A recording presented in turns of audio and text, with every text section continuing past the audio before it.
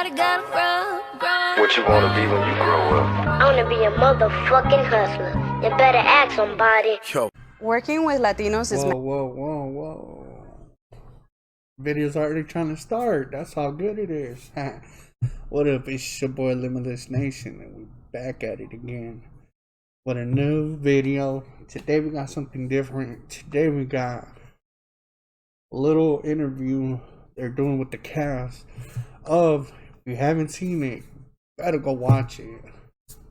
The Tax Collector, out in all streaming platforms. It's a must go watch. I already watched it myself. Man, I stayed up till 12. I was like, this shit better come out at 12 at midnight. And it did. I ended up watching it. Fell in love with the movie. The art, the cast, everybody, all the actors are amazing. Dope ass movie, but we're finna check out this little interview of the Tax Collector. Get to know some of the cast better. Let's get it. Subscribe if you haven't already. I see you. Subscribe, homie. Let's get it. Latin Bees, shout out Latin Bees. Working with Latinos is magical. We need more of that. We're the maid or the gardener in the background, or we're just Facts. a gang member number 1 or gang member number 2. Maybe some people thought I was just like gonna be like an OG extra, Conejo. number 1 Let's or, go. or something like that. Somewhere in between the paleterias and newly gentrified bars and coffee shops in LA's Echo Park neighborhood lies Sensei Richard Mezquita's dojo, a special place that became an unexpected training center and a central hub for the Tax Collector. The dojo, Latest film starring Shia LaBeouf and directed by LA native David Ayer. Shia LaBeouf, bro.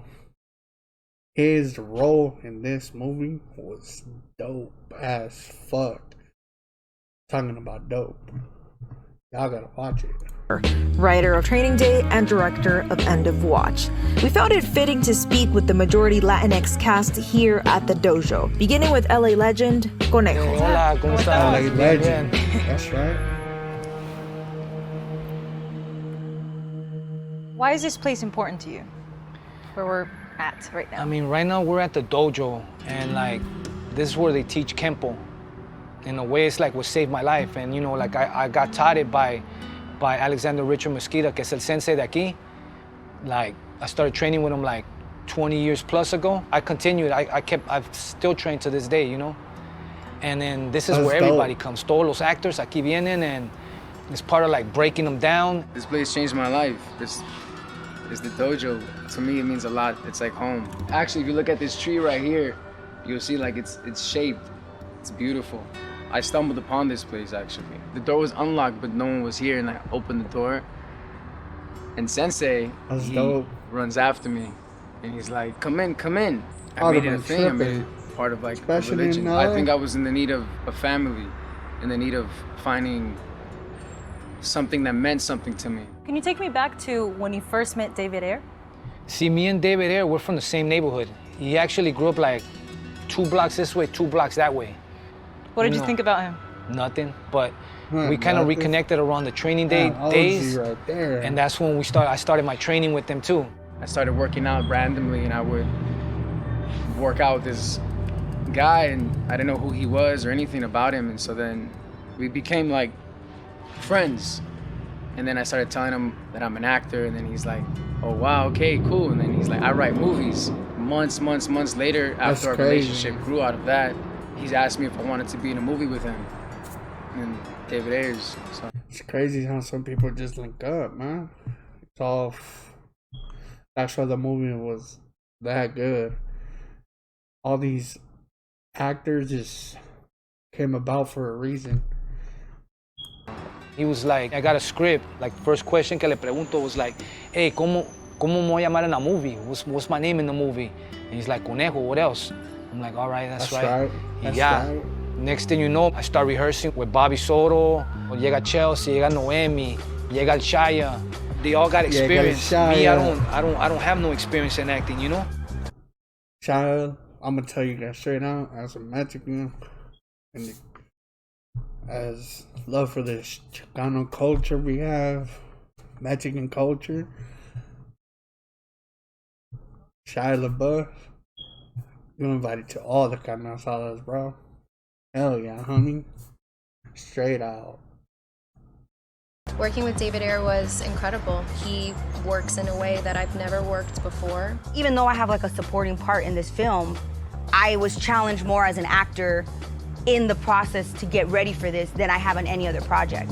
And that for me is like, only David can do something like that, to like dig inside of you and be like, what's going on with you inside? It was like therapy, honestly.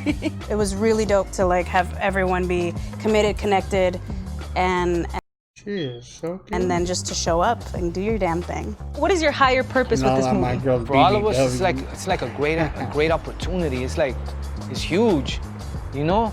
All Latino cast directed by David Ayer. I'm all about like our people like doing like boss moves, like lead roles, and who's probably thought, oh, I said, well, he's gonna be an extra cholo number 1, cholo number 2, and I'm the opposite of that shit. I'm coming in this shit like 100% Mexicano. That's right. You know? That kind of representation was definitely new in comparison to when I first got to LA. It was just a chola. Like, can you do a chola accent? We're humans, that we have hearts just as you do. We have families just as you do. On set, even during rehearsals, it felt so good to work with what felt like family, right? And to be able echar bromas, hablar en español, bailar salsa, comer la comida de nosotros y sentirnos mucho en familia, entendidos, ¿no? Para mí eso fue una experiencia muy bella y muy especial. It's a family aspect that I haven't experienced in any other projects. And that's something that, again, stems from the Latinidad of it, like the brownness that's just, it's all about love, and it's all about connections and relationships. So for someone like David to come in and say, hey, let's make something and interact with people that we've known for so long. Conejo, who's also in the film, who I knew as a little kid. Chelsea Rendon, who I've known since like I was 14.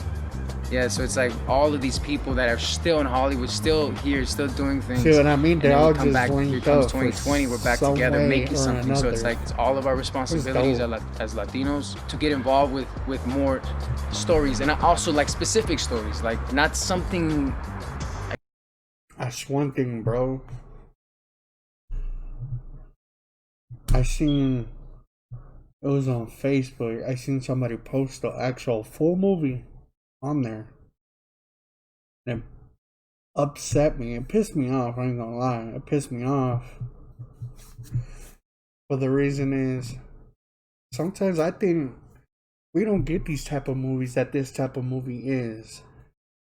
Like, we have those classics like Blood In, Blood Out, My Family, all them, My Crazy Life, all their movies, they're just a staple to our culture. This is a movie that as well, it's going to be. But what pisses me off is, instead of supporting these type of films, look at, we're over here fucking bootlegging it, putting it online. Like, we gotta show support, you know? They gotta see money coming in more than what they spent to make the movie. That way they say, hey, people were interested. Let's freaking make them another movie. I don't want to spoil it, but spoiler alert a little bit is, I want to know the story of Creeper. How he come about. Creeper is that character that Shia LaBeouf plays in this movie.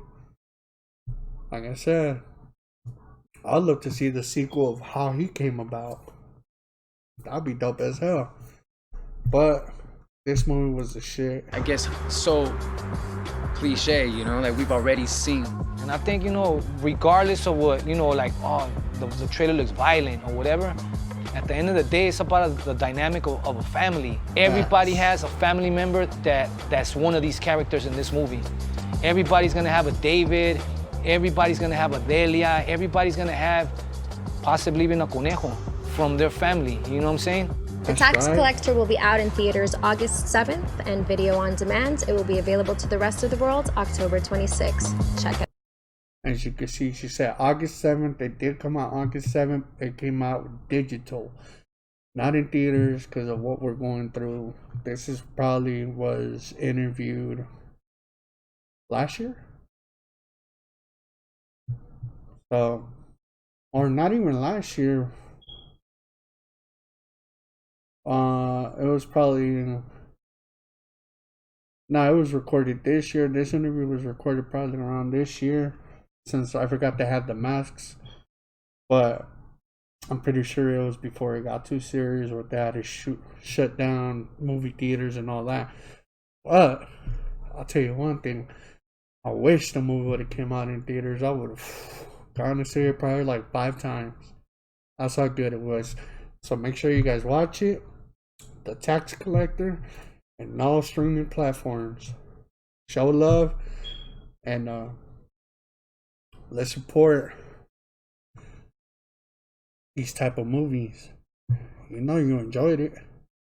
Why not support it? Well, it's your boy Limitless. Tell a friend to subscribe. The dopest nation, which is Limitless Nation. We're on the road to 1K subscribers, and we're so damn close. This is one of the giveaways. I'm probably going to be giving away maybe some gift cards as well. But let's get it, yo. Road to 1K. Subscribe. We out. Peace.